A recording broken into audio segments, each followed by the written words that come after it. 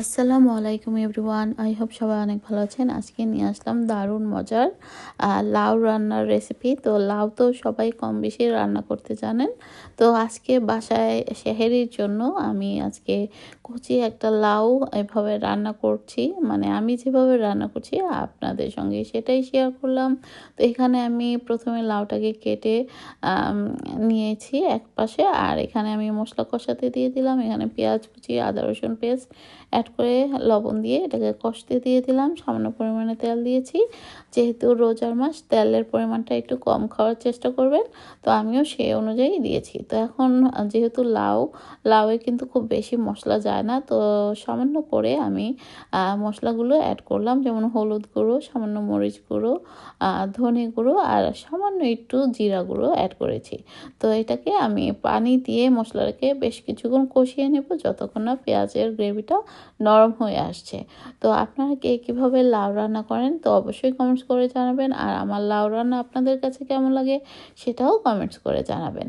তো যাই হোক, এই পর্যায়ে মশলাটা কষানো হয়ে গেছে, তেলটা উপরে ভেসে আসলে এই পর্যায়ে দিয়ে দিলাম কেটে রাখা সেই কচি লাউগুলো।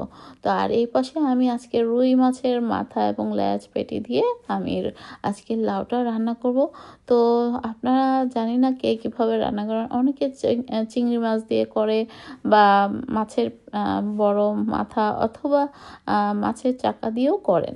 তো যাই হোক, আমি আজকে যেহেতু মাছের এই মাথা এবং লেজগুলো ছিল এবং পিস পেটিগুলো, তো ভাবলাম যে এগুলোকে দিয়ে লাউ রান্না করলে কেমন হয়, তো সেই অনুযায়ী আমি আজকে লাউটা রান্না করে নিচ্ছি। তো সামান্য একটু পানি দিয়ে দিলাম। লাউ যেহেতু এখানকার লাউ রান্না করলে খুব বেশি একটা আসলে পানি ওঠে না।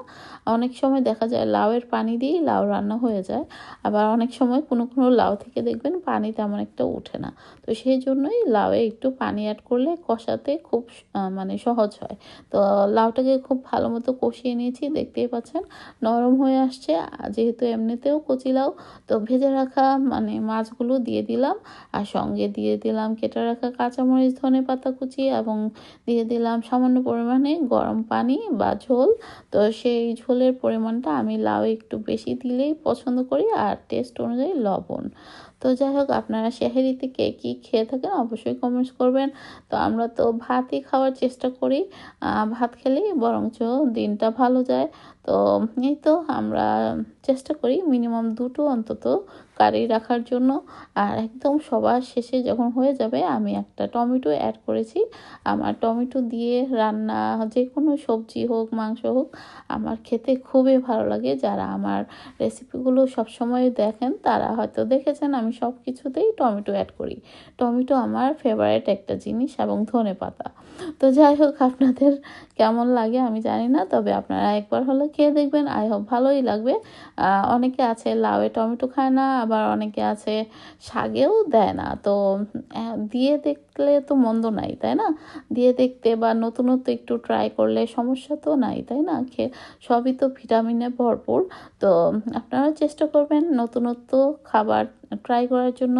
তো আজ এ পর্যন্ত, আল্লাহ হাফেজ।